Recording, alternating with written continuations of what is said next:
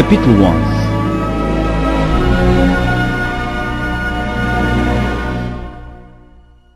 E aconteceu que, estando ele a orar num certo lugar, quando acabou, lhe disse um dos seus discípulos: Senhor, ensina-nos a orar, como também João ensinou aos seus discípulos. E ele lhes disse: Quando orardes, dizei: Pai, santificado seja o teu nome, venha o teu reino. Dá-nos cada dia o nosso pão quotidiano, e perdoa-nos os nossos pecados, pois também nós perdoamos a qualquer que nos deve, e não nos conduzas em tentação, mas livra-nos do mal. Disse-lhes também: Qual de vós terá um amigo, e se for procurá-lo à meia-noite e lhe disser: Amigo, empresta-me 3 pães, pois que um amigo meu chegou à minha casa, vindo de caminho, e não tenho que apresentar-lhe? Se ele, respondendo de dentro, disser: Não me importunes, já está a porta fechada, e os meus filhos estão comigo na cama, não posso levantar-me para te os dar. Digo-vos que, ainda que se não levante a dar-lhes por ser seu amigo, levantar-se-á, todavia, por causa da sua importunação, e lhe dará tudo o que houver mister. E eu vos digo a vós: pedi e dar-se-vos-á, busquei e achareis, batei e abrir-se-vos-á. Porque qualquer que pede recebe, e quem busca acha, e a quem bate abrir-se-lhe-á. E qual o pai de entre vós que, se o filho lhe pedir pão, lhe dará uma pedra? Ou também, se lhe pedir peixe, lhe dará por peixe uma serpente? Ou também, se lhe pedir um ovo, lhe dará um escorpião? Pois se, sendo maus, sabeis dar boas dádivas aos vossos filhos, quanto mais dará o Pai Celestial, o Espírito Santo, àqueles que lhe o pedirem.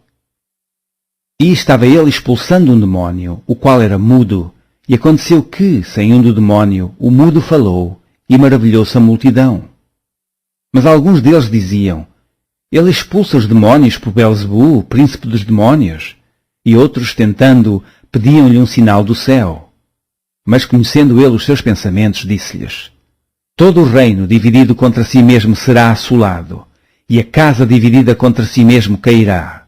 E se também Satanás está dividido contra si mesmo, como subsistirá o seu reino? Pois dizeis que eu expulso os demónios por Belzebu. E se eu expulso os demónios por Belzebu, por quem os expulsam vossos filhos? Eles, pois, serão os vossos juízes. Mas se eu expulso os demónios pelo dedo de Deus, certamente a vós é chegado o reino de Deus.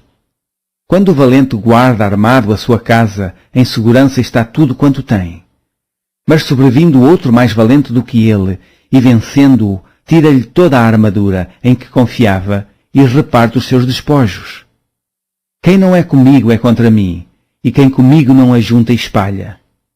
Quando o espírito imundo tem saído do homem, anda por lugares secos, buscando repouso, e não o achando, diz: Tornarei para minha casa de onde saí. E, chegando, acha-a varrida e adornada. Então vai e leva consigo outros 7 espíritos piores do que ele, e, entrando, habitam ali. E o último estado desse homem é pior do que o primeiro. E aconteceu que, dizendo ele estas coisas, uma mulher de entre a multidão, levantando a voz, disse: Bem-aventurado o ventre que te trouxe, e os peitos em que mamaste. Mas ele disse: Antes, bem-aventurados os que ouvem a palavra de Deus e aguardam. E, ajuntando-se a multidão, começou a dizer: Maligna é esta geração, ela pede um sinal e não lhe será dado outro sinal, senão o sinal do profeta Jonas. Porquanto, assim como Jonas foi sinal para os ninivitas, assim o Filho do Homem o será também para esta geração. A rainha do sul se levantará no juízo com os homens desta geração, e os condenará, pois até dos confins da terra veio ouvir a sabedoria de Salomão. E eis que aqui está quem é maior do que Salomão. Os homens de Nínive se levantarão no juízo com esta geração e a condenarão, pois se converteram com a pregação de Jonas. E eis que aqui está quem é maior do que Jonas. E ninguém, acendendo uma candeia, a põe em oculto, nem debaixo do alqueire, mas no velador, para que os que entram vejam a luz. A candeia do corpo é o olho. Sendo, pois, o teu olho simples, também todo o teu corpo será luminoso.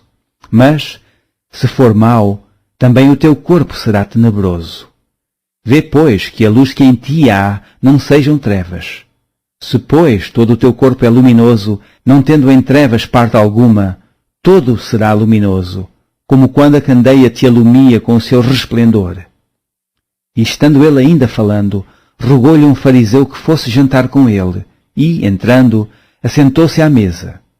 Mas o fariseu admirou-se, vendo que se não lavara antes de jantar. E o Senhor lhe disse: Agora vós, os fariseus, limpais o exterior do copo e do prato, mas o vosso interior está cheio de rapina e maldade. Loucos! O que fez o exterior não fez também o interior? Dai antes esmola do que tiverdes, eis que tudo vos será limpo. Mas ai de vós, fariseus, que dizimais a hortelã e a arruda e toda a hortaliça, e desprezais o juízo e o amor de Deus. Importa fazer estas coisas e não deixar as outras.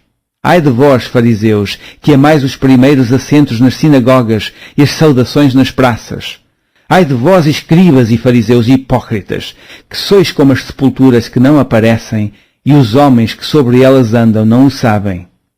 E, respondendo um dos doutores da lei, disse-lhe: Mestre, quando dizes isso, também nos afrontas a nós?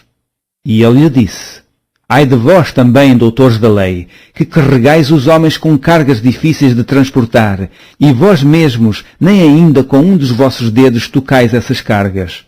Ai de vós que edificais os sepulcros dos profetas, e vossos pais os mataram. Bem testificais, pois, que consentis nas obras de vossos pais, porque eles os mataram, e vós edificais os seus sepulcros.